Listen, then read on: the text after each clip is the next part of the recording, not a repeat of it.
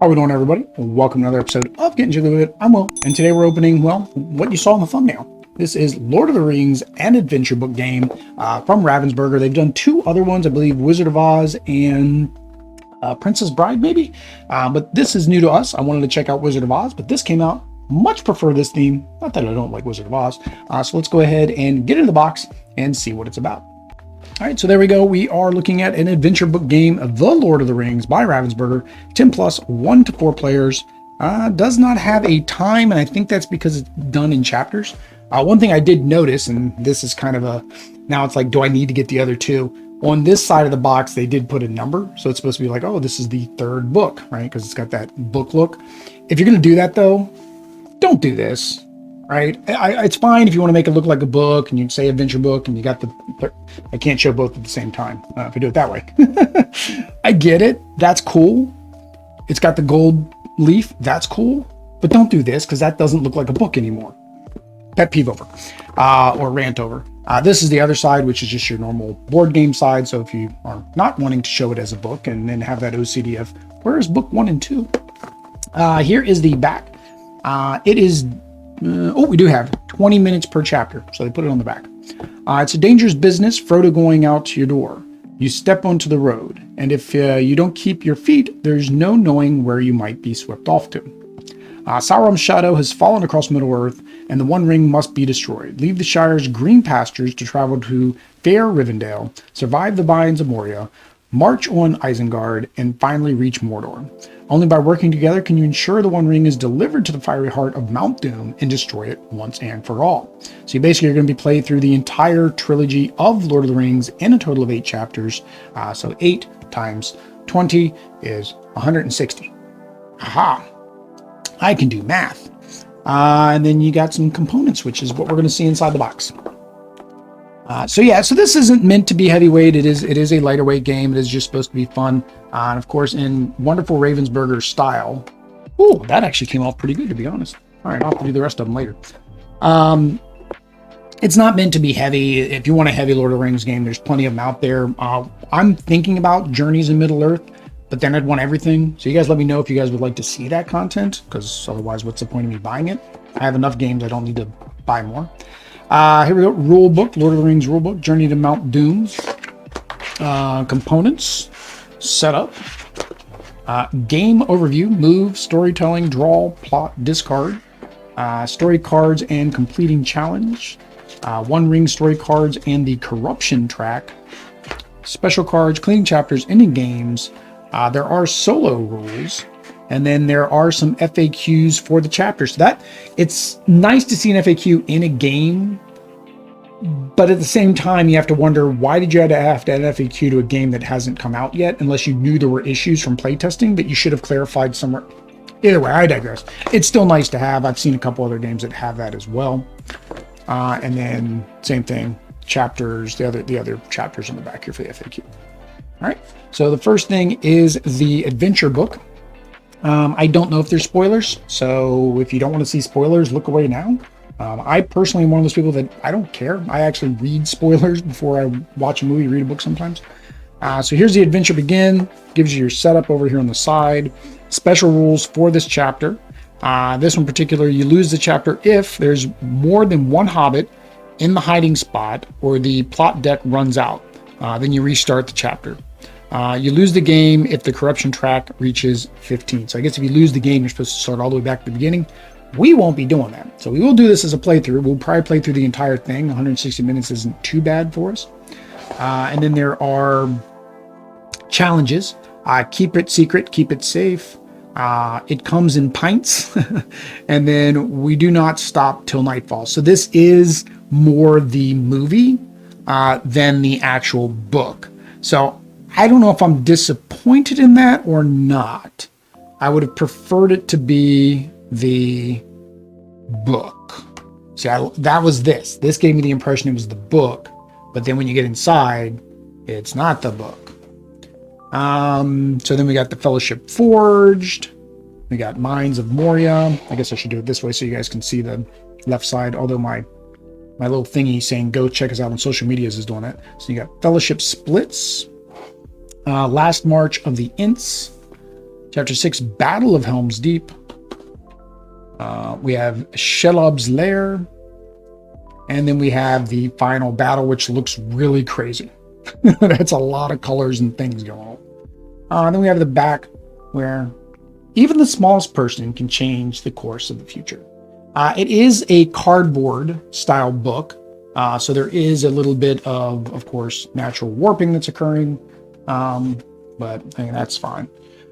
Now, this again is a kind of like a one-time play type game. So after we're done with it, we will probably do it as a giveaway for extra life, like we do with a lot of our one-time play games. So here we go. This is your corruption track, the Eye of Sauron. And then you have a bunch of little tokens. We'll just grab a couple of these. Whoa! I don't know if there's spoilers in these tokens, so I've already gave you a spoiler warning at the beginning. So some characters are represented by tokens. Some characters, of course, are going to have miniatures, which we'll look at in the end, because that's probably what you guys really want to see is the miniatures. Do you want to buy this game just for the extra miniatures? I know somebody asked about their size in relation to another game, because I think they were talking about either bringing those minis into this game or taking these minis into the other game. I'm not sure which. Reference cards. We like reference cards. So there are 4 reference cards because you can play this up to 4 players. Don't know why it needs to be in a bag, but okay. We have our cards. Again, don't know if there's spoilers in here. There probably is.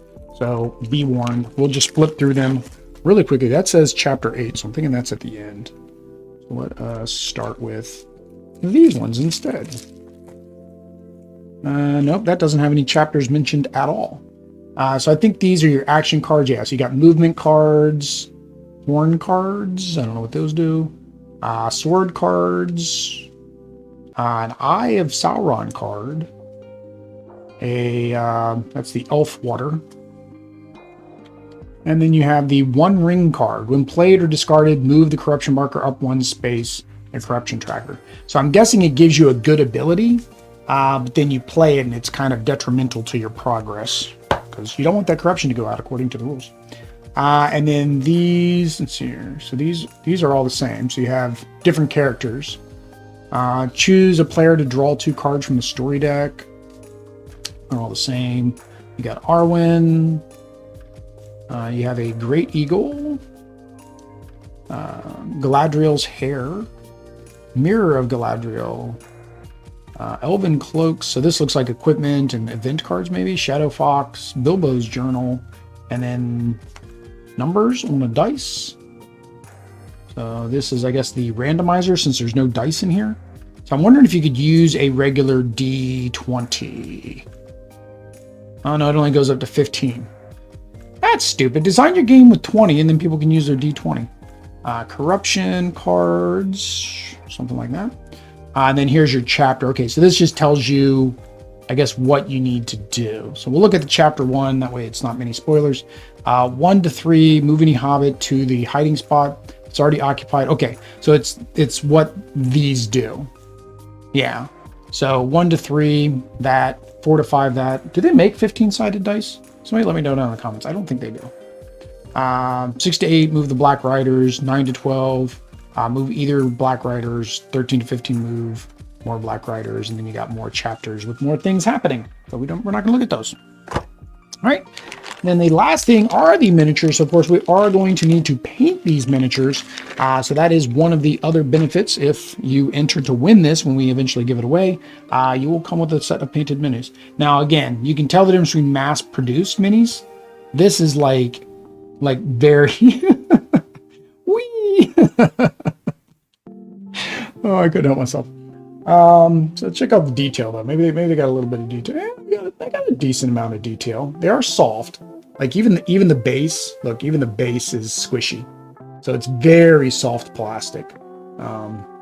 Mass market, mass produced. But for the amount of detail that it looks like they put into them, I'm not disappointed. I mean, that's actually a decent amount of detail. I've seen big, expensive Kickstarter games with less detail.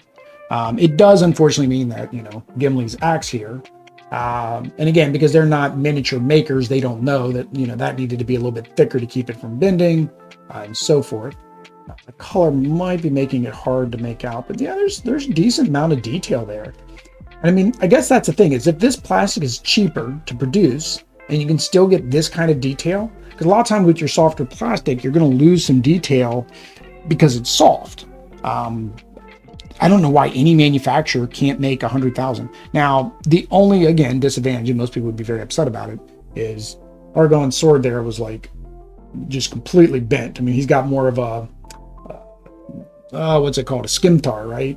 Than an actual sword. But again, good detail on the minis themselves. If they were to just thicken up the weapons just ever so slightly, I think these would have been, 100 times better. So we have, that's a hobbit, that's a hobbit, that's a hobbit, that's a hobbit. We have 4 hobbits. We do have all of the hobbits. I don't know if they're going to be detailed enough to figure out who is who. Probably have to look in the rule book. If you guys can guess, which each of these hobbits is down in the comments. So say yellow hobbit is, red hobbit is, here's the red hobbit. So again, not bad. I mean, the detail is pretty good. Like I said, it's just that soft plastic is the only letdown on them. That one's Frodo. That one's definitely Frodo. So this might be Sam. I'm thinking this is Sam. So that was probably the brothers over there. Yep, this one's probably Sam. But again, that is very good detail for being a mass market game being produced by Ravensburger. So now the question, now I'm curious. Now I'm really curious.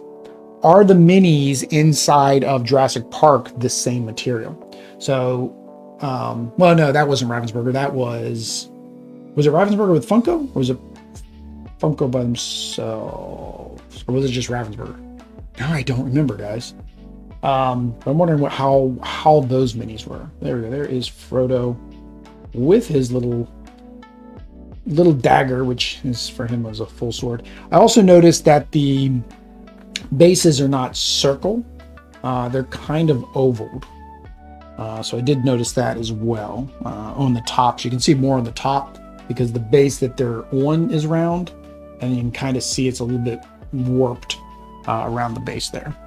All right, so that is our minis. That is everything. Let's put her back in the box. Goes there. That goes down in there. That goes there. That goes there. This goes okay. All right, guys, there we go. That is a Lord of the Rings, the adventure book game. If you want to watch this content, make sure you hit that subscribe button. That way you know when we go live, when we play through this. If you'd like to have a chance to win a copy of this, make sure that you also subscribe so that way when we're done playing, we'll have a painted copy to give away for Extra Life charities. But until then, guys, peace.